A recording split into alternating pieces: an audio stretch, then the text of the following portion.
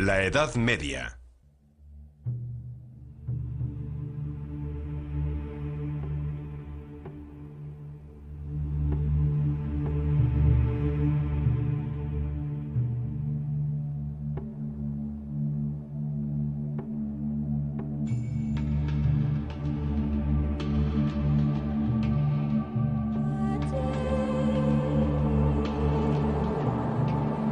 Ciudades, mercaderes y artesanos.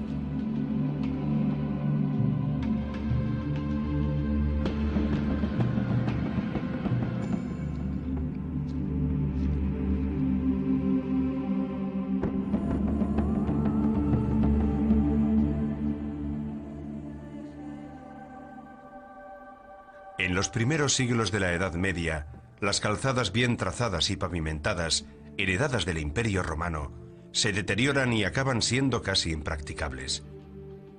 Las nuevas carreteras que se construyen, a menudo adoquinadas con guijarros, forman recorridos tortuosos que se adaptan a la orografía del paisaje, trazando curvas y eludiendo obstáculos naturales. La gente humilde se desplaza a pie, mientras que mercaderes y burgueses viajan en carros o carrozas impulsados principalmente por bueyes, mulos y asnos, que con su trote cansino permiten viajar y transportar bienes sin demasiadas sacudidas. Peregrinos, militares y comerciantes coinciden en los mismos itinerarios, diferentes servicios que se cruzan por el camino. Cuando se habla de strade medievali, Cuando hablamos de las calzadas medievales, no debemos pensar en carreteras como las conocemos nosotros, sino más bien en senderos. Entre estas calzadas están incluso las más famosas, como la Francigena o Romea, que unía Inglaterra y París con Roma, o la calzada Alemania, que comunicaba Venecia con Alemania, o los itinerarios que llevaban a Santiago de Compostela. Eran prácticamente caminos para los arrieros, que a veces se ramificaban, dependiendo de los obstáculos con que se tropezaran en el terreno.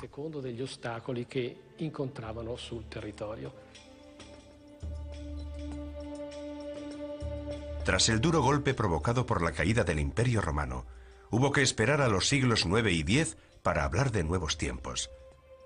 Lentamente se produce un proceso de recuperación económica que se prolonga a lo largo de más de 4 siglos.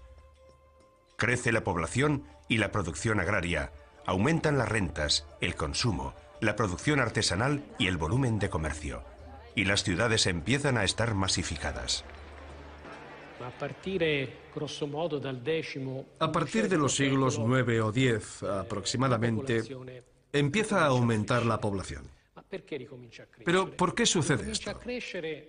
En primer lugar, porque se suavizan las condiciones negativas que impedían el crecimiento de población e incluso provocaban su disminución. ¿Y cuáles eran esas condiciones negativas? Las epidemias. Italia, el mundo mediterráneo, toda Europa, sufrió devastadoras epidemias de peste en el siglo VI, que se prolongaron a lo largo del siglo VII e incluso buena parte del VIII. Después desaparecieron.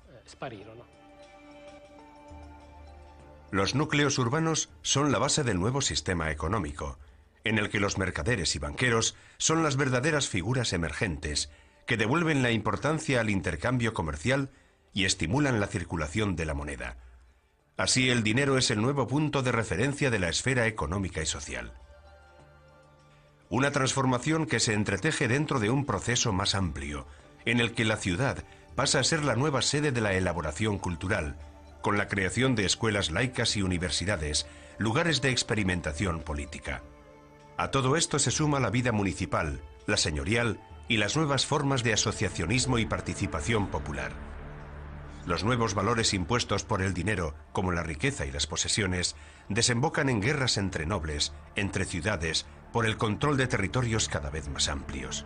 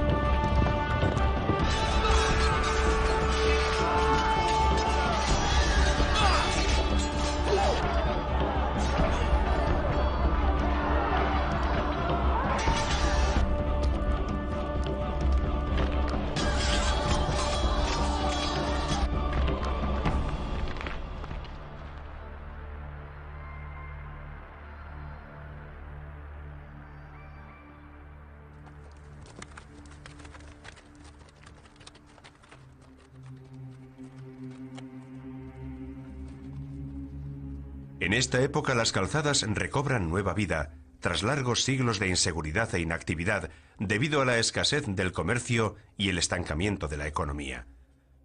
Desiertas durante el día y envueltas en tinieblas por la noche, se habían convertido en cómodo refugio de ladrones y malhechores.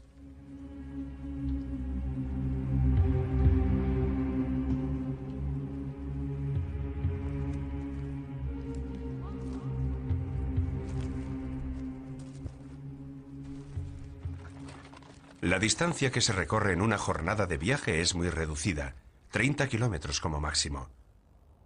De noche no se viaja. El peligro de tropezarse con bandidos y forajidos es demasiado alto. Es preferible refugiarse durante las horas nocturnas en una posada o buscando hospitalidad en una aldea.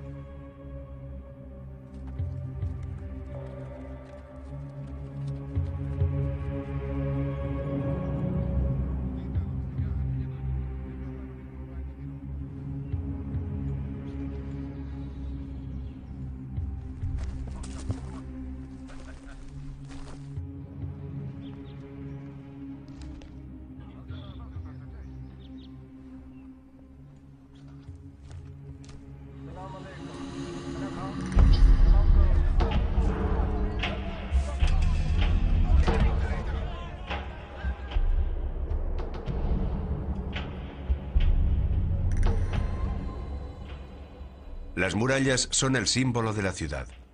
Esta no es una simple agrupación de seres humanos, sino que implica la idea de una pertenencia común, una sensación de superioridad respecto a los que viven extramuros.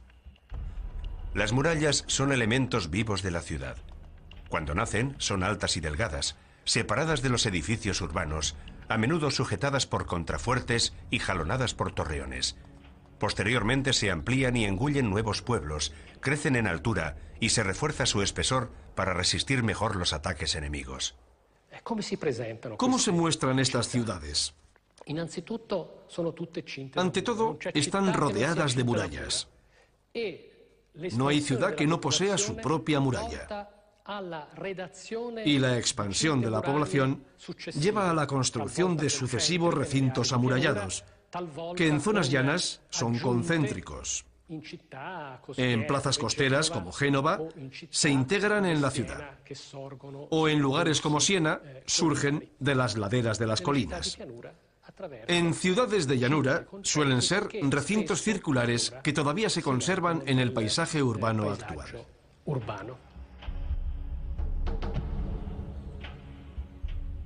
El recinto amurallado se abre al exterior solamente a través de las puertas, que se abren al amanecer y se cierran al caer la noche, como se suele hacer en casa hoy en día. Son obras de alta ingeniería en toda regla, capaces de desanimar cualquier ataque enemigo. También permiten a la ciudadanía cobrar un peaje por entrar en la ciudad y registrar a cualquier persona o mercancía que entre en el espacio urbano.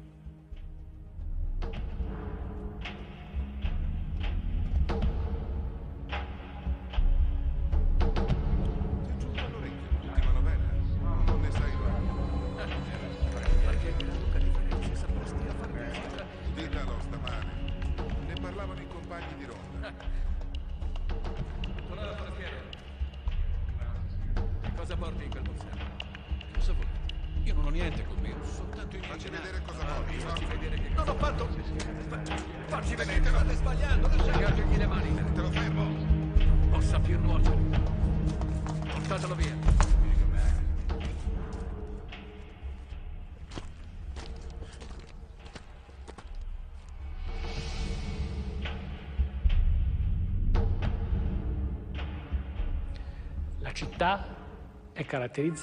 Aparte de este sistema de defensa, la ciudad se caracteriza por la presencia de la catedral. La catedral es el lugar sagrado más importante, y a su lado se encuentra el Palacio Episcopal. También hay zonas agregadas a los diferentes mercados, porque hay varios mercados. El mercado de los cereales, el mercado de las hierbas. En muchas ciudades del norte de Italia encontramos plazas dedicadas al comercio de hierbas.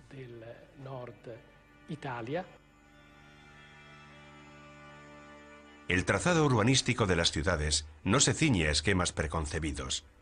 Se renueva adaptándose a los cambios de los habitantes, creando nuevos espacios para el trabajo, las relaciones sociales, la vida privada, institucional, cultural y espiritual. La exigencia de nuevos espacios lleva a la necesidad de aprovechar mejor los ya existentes, obliga a ampliar las murallas de la ciudad o a reestructurar zonas concretas.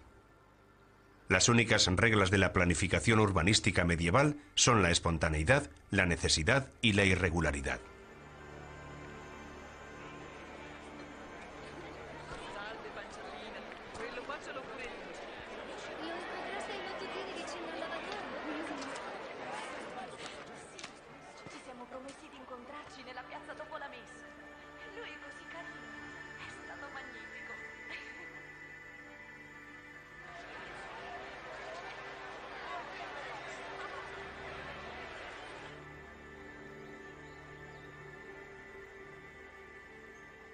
La planta más sencilla es aquella en la que dos calles principales se cruzan en el punto central de la ciudad, desembocando en 4 puertas que se abren a las direcciones principales. Curiosas son las ciudades que se asoman al mar y disponen de puerto. Allí las calles desembocan directamente en el agua para aprovechar al máximo la relación entre las viviendas y la actividad portuaria.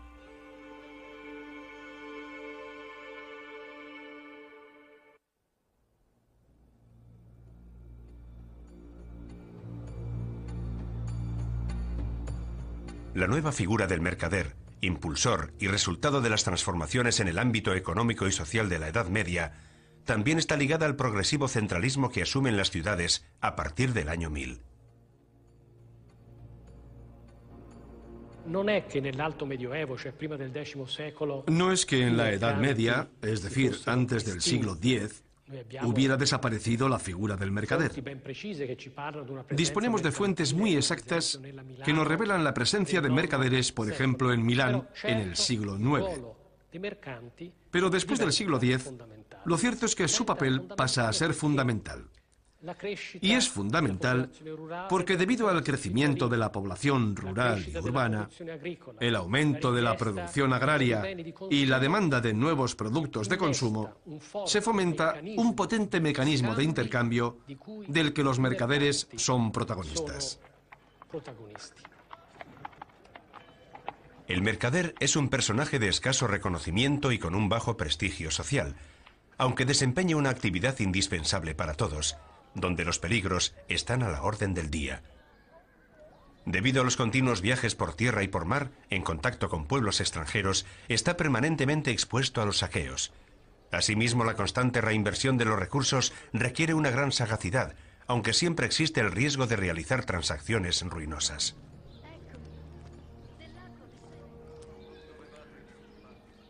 En primer lugar, si comercias en el mercado, deberás realizar ante todo contratos lícitos. Así obtendrás una buena reputación y no dirán que te enriqueces repentinamente, ni tendrás que preocuparte de que la fama de usurero te persiga a ti y a tus hijos.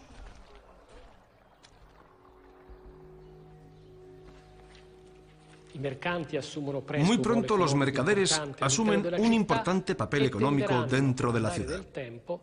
Con el tiempo, irán adquiriendo también un protagonismo político de primer orden. El amplio radio de acción del mercader puede incluso llevarle a negociar con comerciantes musulmanes, que en el mundo cristiano medieval son considerados los enemigos infieles por excelencia. Es una postura de abierta hostilidad que la Iglesia manifiesta de forma oficial, interpretando la búsqueda del beneficio económico como algo inevitablemente pecaminoso. Sin embargo, la propia Iglesia necesita los servicios de los mercaderes, sobre todo de los venecianos, que detentan el monopolio del incienso, necesario para las ceremonias sagradas.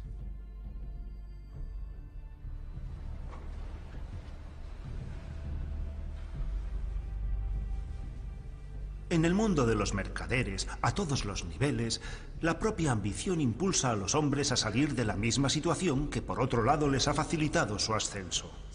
Los más ricos se cuelan a hurtadillas entre la alta aristocracia, y los demás, dependiendo de sus posibilidades, compran poco a poco una nobleza de categoría inferior. En la mayor parte de los casos, la propiedad inmobiliaria o la adquisición de un despacho, con frecuencia ambas cosas, permiten el ascenso de una posición a otra. El peso dei mercanti è fortissimo, ovviamente. Evidentemente, el peso de los mercaderes es tremendo en las ciudades del centro norte. Algo menor en las ciudades de la Italia meridional, donde el desarrollo mercantil queda frenado por la monarquía centralista de Nápoles. Pero el papel de los mercaderes es muy importante también en algunas ciudades del centro y norte de Europa, especialmente en las grandes urbes flamencas, como Brujas, Gante, Ypres.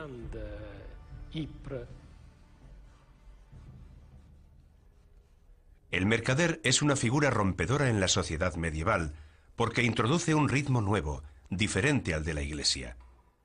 Es una medida del tiempo exacta y ponderable, muy alejada del ritmo sagrado del calendario eclesiástico, que sirve para organizar el trabajo y las relaciones profesionales de manera óptima. Es un cambio que tiene aplicaciones concretas incluso en la innovación tecnológica, como por ejemplo la de los relojes mecánicos, que a partir de finales del siglo XIII hacen su aparición en los campanarios de las catedrales y las torres del poder político. La vida del hombre medieval empieza a girar principalmente en torno a sí mismo, liberándose de las constantes referencias a lo divino y sus preceptos. Las aspiraciones, los deseos y las ambiciones personales empiezan a adquirir mayor importancia. El horizonte del ser humano regresa a la tierra, y dentro de él se abre paso la idea de que puede satisfacer sus necesidades de realización en este mundo.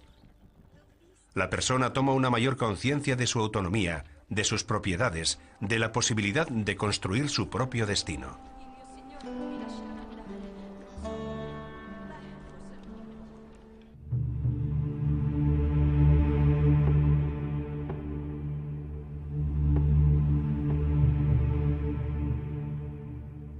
En la sociedad medieval, donde las relaciones personales y las recomendaciones son la principal credencial para tener alguna posibilidad, hay que tener cuidado con no invadir ciertos intereses y saber adaptarse al contexto en el que uno vive.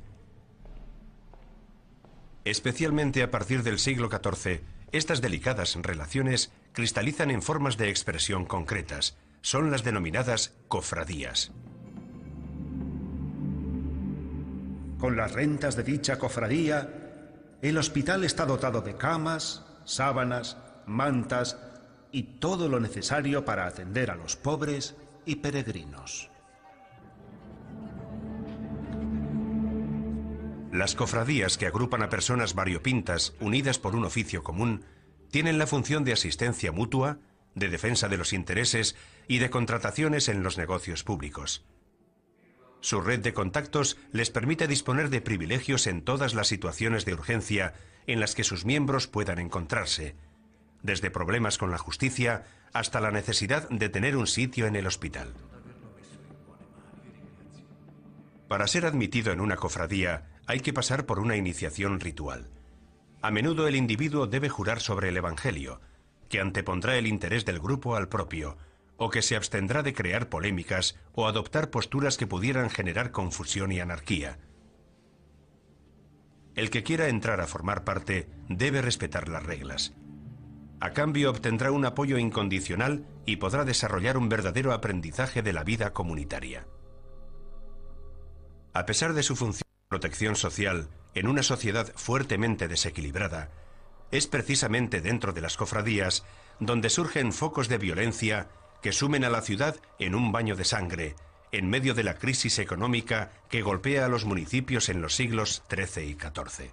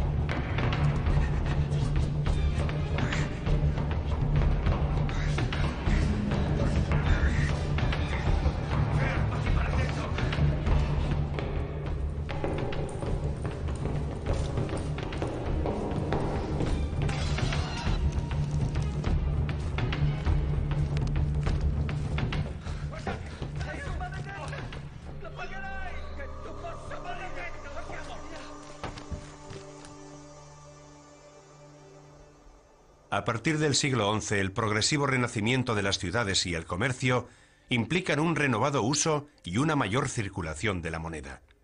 Es el resultado fruto de diversas exigencias.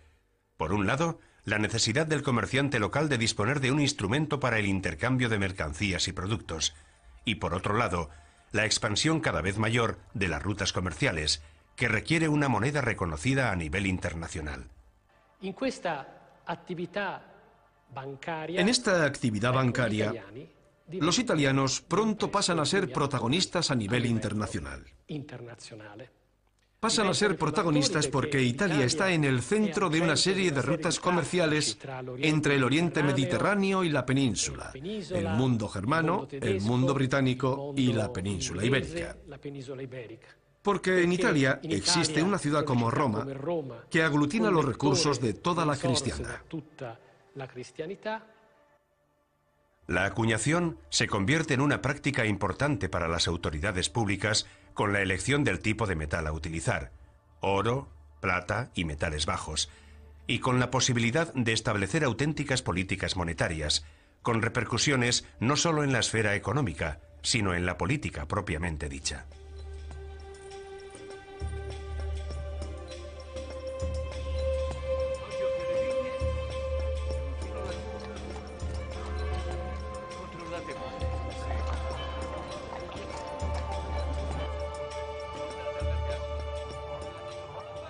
L'Italia si attrezza ben presto a coniare. Italia enseguida se equipa para acuñar sistemas monetarios totalmente innovadores. Como referencia se toma la moneda de oro acuñada en 1253, primero en Génova e inmediatamente después en Florencia. Pero la supremacía de Florencia se impone abrumadoramente y favorece el retorno de la moneda áurea a Occidente después de varios siglos.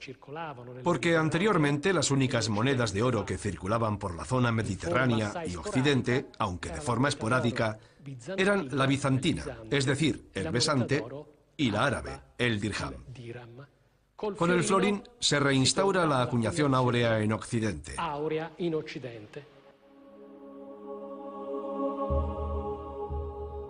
Entre los siglos XIII y XIV, la franja de población ciudadana que se enriquece gracias al comercio se consolida como clase pudiente. Es un poder nuevo, público, querido por el pueblo y partidario de los intereses del pueblo.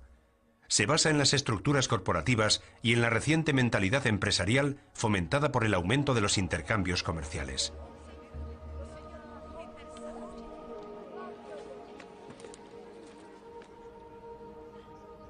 El mercader enriquecido se inclina por adoptar los símbolos externos propios de las clases nobles tradicionales.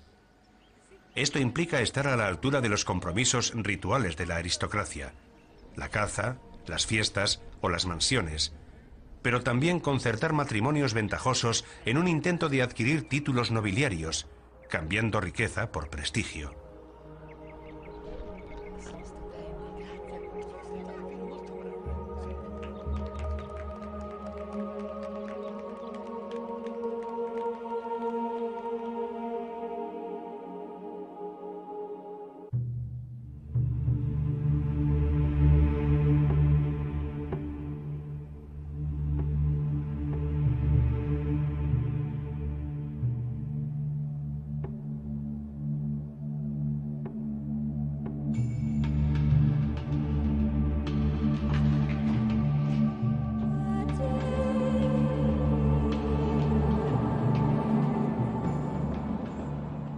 La ciudad renacida y vitalista del siglo XII es animada y caótica, auténtico meollo de una sociedad cada vez más compleja y en rápido desarrollo.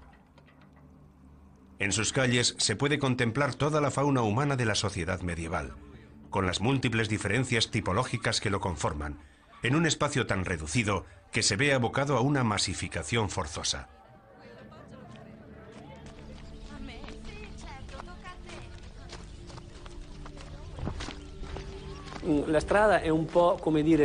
La calle es, por así decirlo, el lugar donde el hombre medieval hace su vida.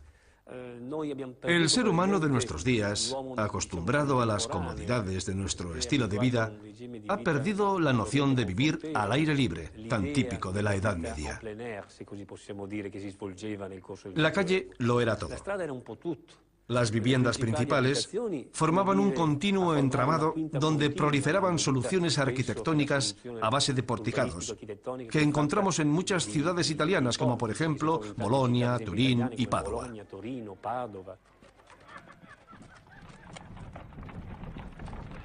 El aumento de la población conduce a una reestructuración del sistema vial sin una verdadera planificación, donde todo se organiza de forma improvisada. Los nuevos edificios invaden parcelas de calle.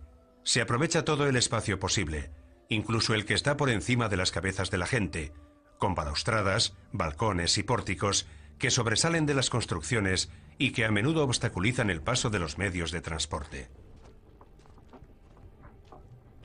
Las calles no son solo el lugar al que se asoman las viviendas, sino también las propias actividades productivas. Normalmente las casas tienen una lonja en la planta baja en la que se trabaja de cara al público, con la vivienda del artesano en el piso superior. Las calles de la ciudad medieval difieren mucho entre sí, dependiendo de que sea un núcleo grande o pequeño, en terreno llano o en pendiente, de origen antiguo o de nueva construcción. Aparte de las calles principales, se crea un tupido entramado de callejones secundarios, a menudo oscuros y sin salida, más parecidos a madrigueras, con edificios salientes que los hacen más sombríos y los protegen de las inclemencias del tiempo. Cuando yo comencé, propuse escribir la verdad acerca de las cosas que vi y oí. Y para que los foráneos puedan comprender mejor las cosas que acontecen, describiré la forma de la ciudad noble, erigida bajo el signo de Marte, con un amplio, rico e imperial río de aguas dulces que divide la ciudad casi por la mitad. De ambiente templado, a resguardo de vientos malignos, escasa de terreno, repleta de buenos frutos, con ciudadanos armados, altaneros y pendencieros, y rica en ganancias prohibidas, bien dotada y temida, más que amada por las tierras vecinas debido a su grandiosidad. La ciudad está muy poblada y es prolífica por su buen ambiente. Los ciudadanos son de buenas costumbres y las mujeres bellas y engalanadas. Las casas son muy hermosas, llenas de elementos artísticos. Por dicha razón son muchos los que acuden a verla desde países lejanos, no tanto por necesidad, sino por la bondad de los oficios y artes y por la belleza y ornamento de la ciudad.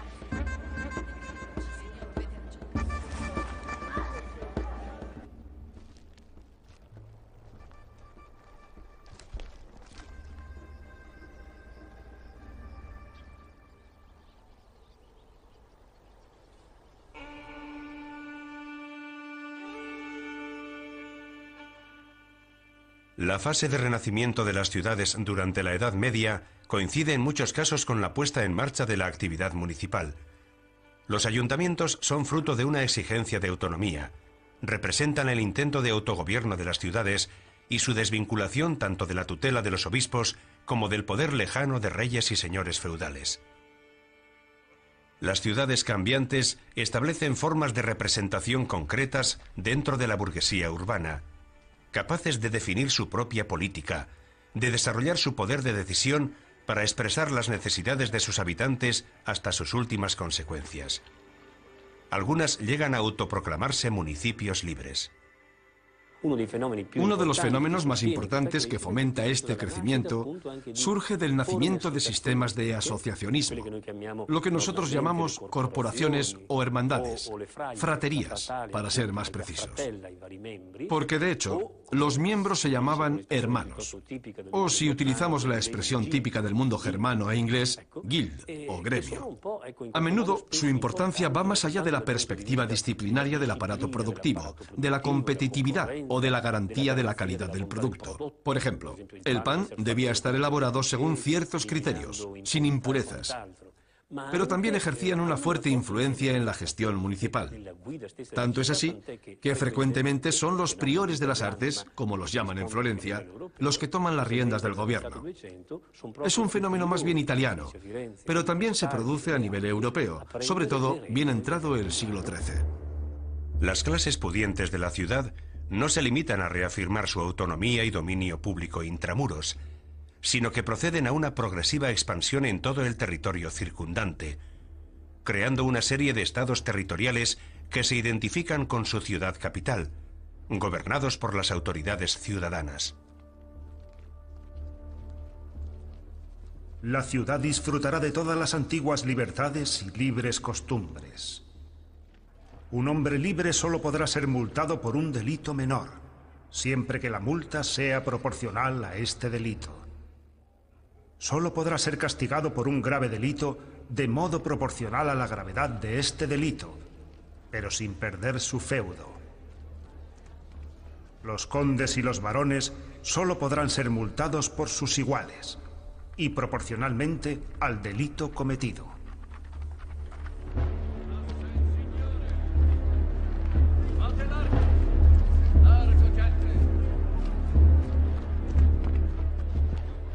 Todos los mercaderes podrán, si no han recibido previa denegación pública, salir y entrar libremente y con total seguridad de todas las tierras, pernoctar y viajar por ellas.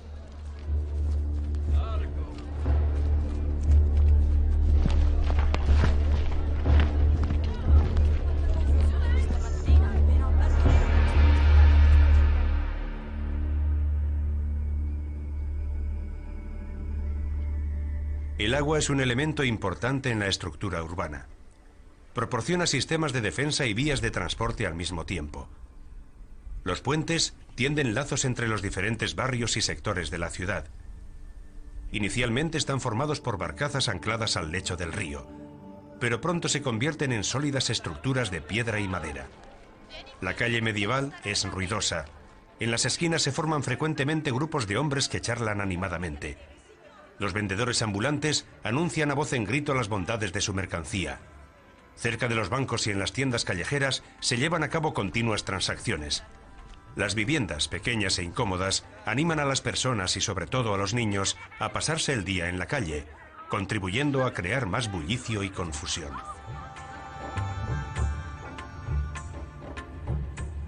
Partiendo desde la costa llegué a una ciudad, la mayor que existe en el mundo. Tiene una circunferencia de al menos 100 millas. No tiene puertas y por fuera está protegida por el agua. De ella pedí diligentemente noticias a quienes la habitaban. En ella hay gran acopio de pan, de carne de cerdo, de vino y de arroz. Y todas las demás vituallas se pueden encontrar en grandes cantidades. Esta ciudad es la más rica y fértil, y a mi juicio supera a todas las demás en cuanto a bienestar y abundancia. Y allí es de donde emanan leche y miel.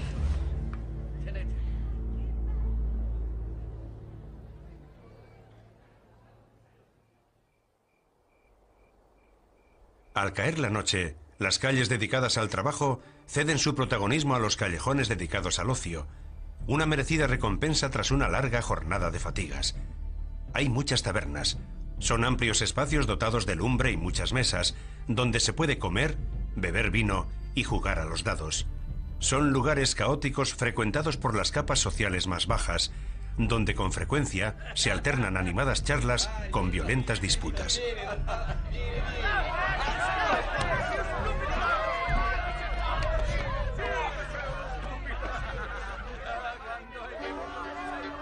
El ocio también implica sexo a cambio de dinero. En los burdeles, los hombres pueden dar rienda suelta a sus necesidades sexuales sin molestar a las damas respetables. La Iglesia y la sociedad consideran la prostitución una práctica infamante y contraria a los preceptos de Dios. Las esposas traicionadas traman venganza y acusan a algunas meretrices de brujería. Estas son quemadas en la plaza pública entre los gritos desesperados de los maridos infieles.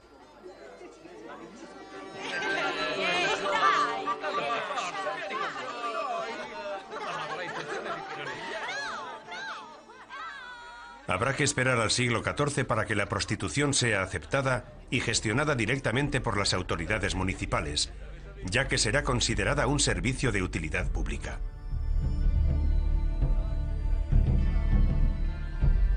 La marginación social golpea a una buena parte de la población. La mala reputación o el estigma de la infamia se ceban principalmente en algunas profesiones medievales. Los actores, músicos, juglares y trovadores están considerados personajes conchavados con el diablo, de vida disipada y dudosos principios morales. El aislamiento social también afecta a todos los oficios relacionados con la sangre, los cadáveres, la carroña y la inmundicia, del verdugo al sicario, del enterrador al carnicero. El desprecio hacia los lisiados, cuyas deformidades son relacionadas con el diablo, lo encontramos en la estricta separación entre el espacio ciudadano y los lugares destinados a la acogida de los enfermos, las leproserías, los lazaretos y los hospitales. Todo indica que en la Edad Media la relación entre la sociedad y los marginados se articula de manera diferente, a medio camino entre el odio y la piedad, el recelo y la ayuda.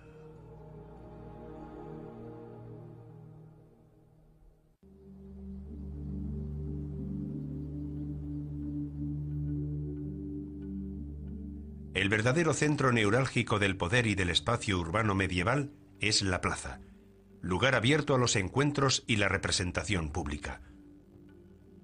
Destino asignado a las diversas actividades públicas, alberga las ejecuciones punitivas más emblemáticas.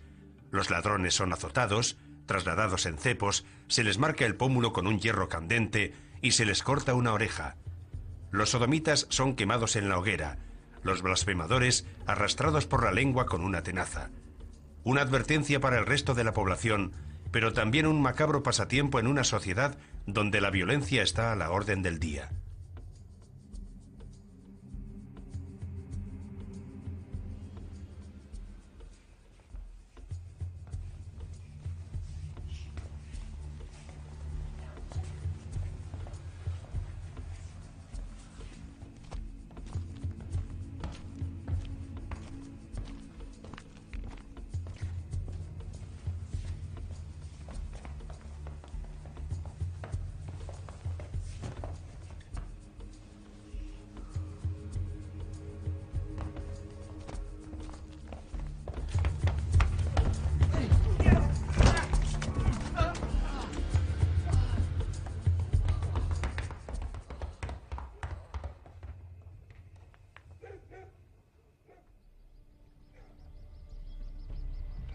A lo largo de las calles, entre callejones, por angostos pasadizos, circulan las noticias que los heraldos municipales leen en voz alta tras hacer sonar el cuerno.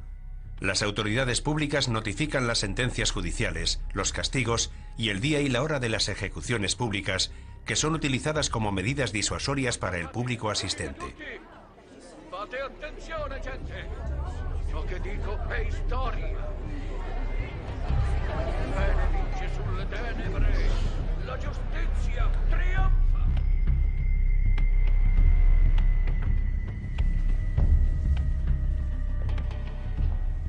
La scorsa notte un rustico villano, uomo bestiale, si è introdotto in loco a lui precluso.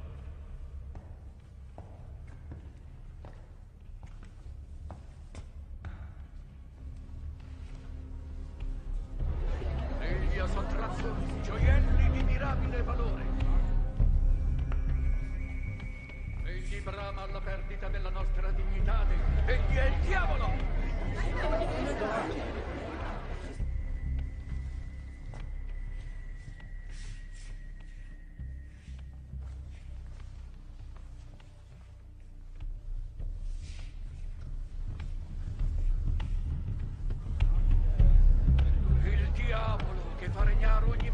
giustizia che fa rubatore di professione.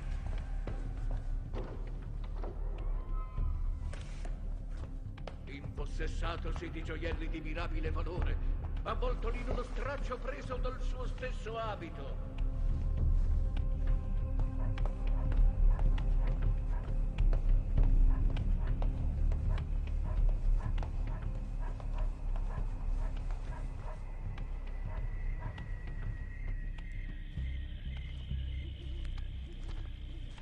Coperto di lerciume, col volto rozzo, egli si nascose in una selva e ivi fu catturato. Che la luce del Signore nostro Gesù Cristo, splende anche nelle tenebre.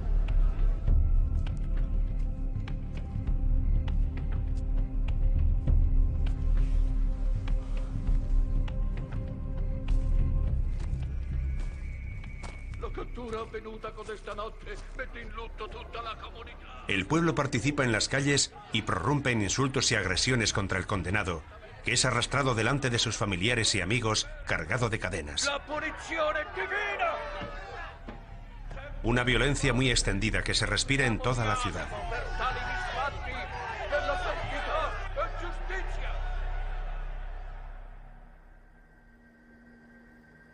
Las ciudades son ambientes sucios y malolientes, desprovistos de alcantarillado o de agua corriente en las viviendas. Los servicios higiénicos públicos se hallan ocultos en algún callejón, entre los angostos muros de dos edificios. No son más que un agujero cubierto por una tapa de madera. Las calles están atestadas de pobres, vestidos con mugrientos harapos que se dedican a la mendicidad. Muchos exageran su condición mediante trucos, para conmover aún más a los transeúntes y recibir más limosna.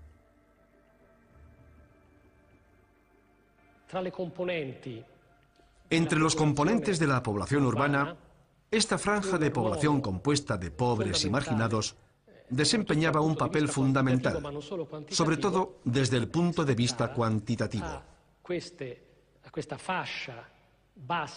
También desde otros puntos de vista, pero sobre todo cuantitativo. Se calcula que en algunas ciudades esta franja comprendía al menos un tercio de la población.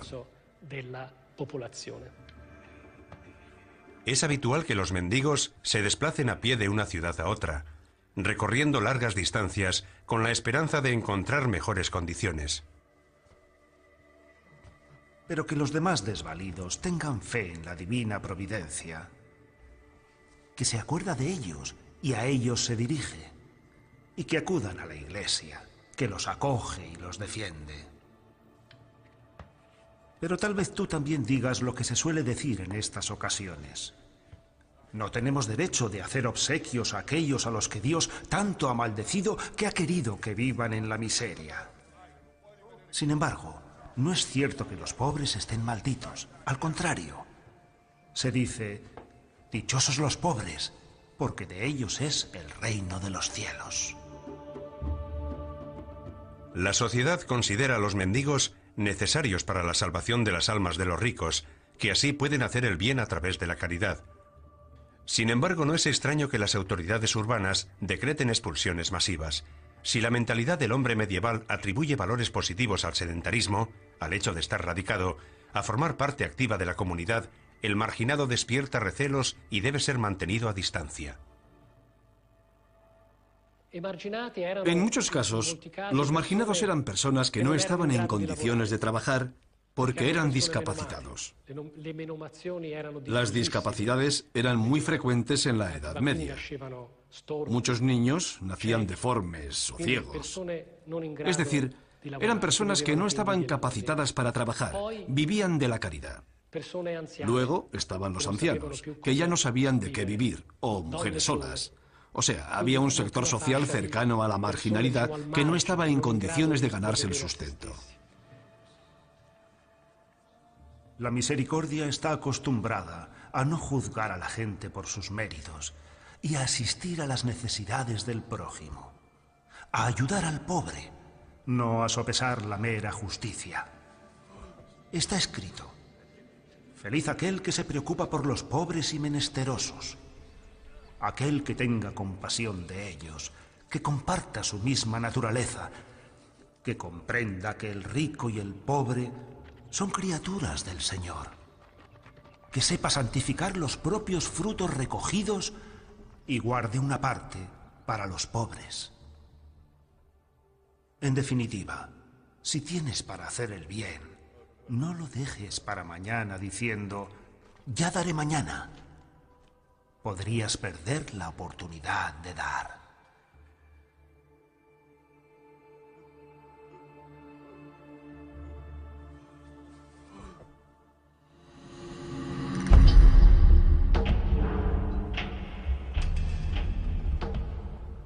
Las viviendas se arraciman unas sobre otras. Con frecuencia alcanzan los 5 o 6 pisos, subdivididos en varios apartamentos donde vive más de una familia. Normalmente hay 2 habitaciones que se utilizan para comer y dormir, separadas por cortinas o biombos de madera, en un intento de obtener cierta intimidad en una situación de promiscuidad forzosa. En la planta baja, asomadas a la calle, las tiendas de los artesanos se convierten en una especie de prolongación de su propia vivienda. Los artesanos especializados en los diferentes oficios, a menudo sin salir de su gremio, se agrupan en determinados barrios, donde acaban tomando calles enteras que reciben el nombre del oficio que en ellas se practica. Se distribuyen por lugares concretos de la ciudad con sus talleres y oficios.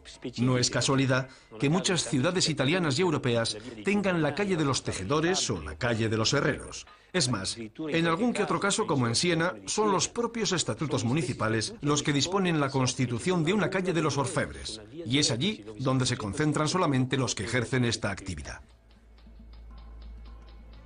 En el ámbito del sistema de gradaciones del trabajo, hay que realizar un aprendizaje de varios años antes de que la mano llegue a ser lo bastante hábil, con el objeto de que la cerámica coloreada, dibujada y pintada esté siempre a la altura de la fama conquistada. El oficio es ejercido por el maestro, asistido por uno o más aprendices, enviados por las familias para aprender una actividad que al menos pueda garantizarles la subsistencia. El período de aprendizaje es muy largo, y al principio se desempeñan labores humildes, domésticas, a veces incluso como criado de la esposa del artesano. La producción artesanal es limitada, pero de gran calidad, similar a las obras de arte. Los comités correspondientes controlan la calidad de la elaboración y no toleran falsificaciones.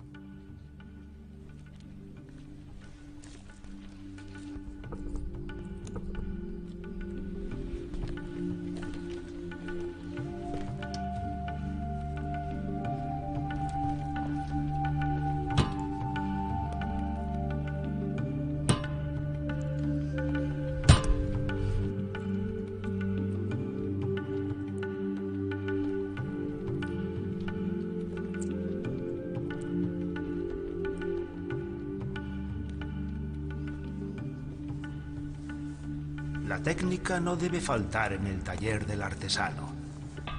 Y no debe producir falsificaciones, ni aplicar precios desmedidos.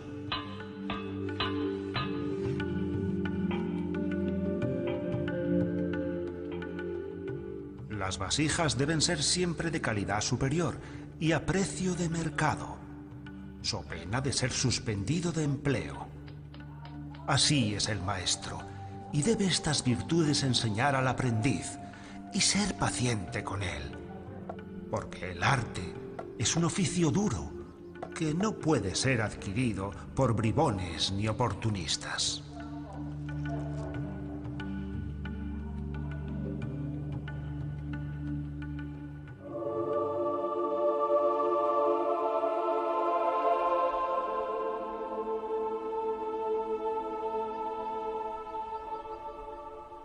En plena Edad Media, muchos reflexionan acerca de lo que representa la ciudad. Algunos la describen como un lugar caótico, depravado, lleno de gente, violento, donde las culturas se confunden entre sí. Otros alaban su belleza, su dinamismo, su riqueza, y la consideran una especie de vanguardia de la vida civil. La ciudad parece oscilar entre la imagen de Babilonia y Jerusalén, imágenes dispares que reflejan la complejidad y las contradicciones del entorno urbano medieval. Una forma y un espacio que la Edad Media recupera y rescata tras siglos de declive, y que representa uno de los elementos más característicos de la entonces incipiente Europa, además de ser una de las grandes contribuciones que la civilización medieval ha aportado a la sociedad moderna.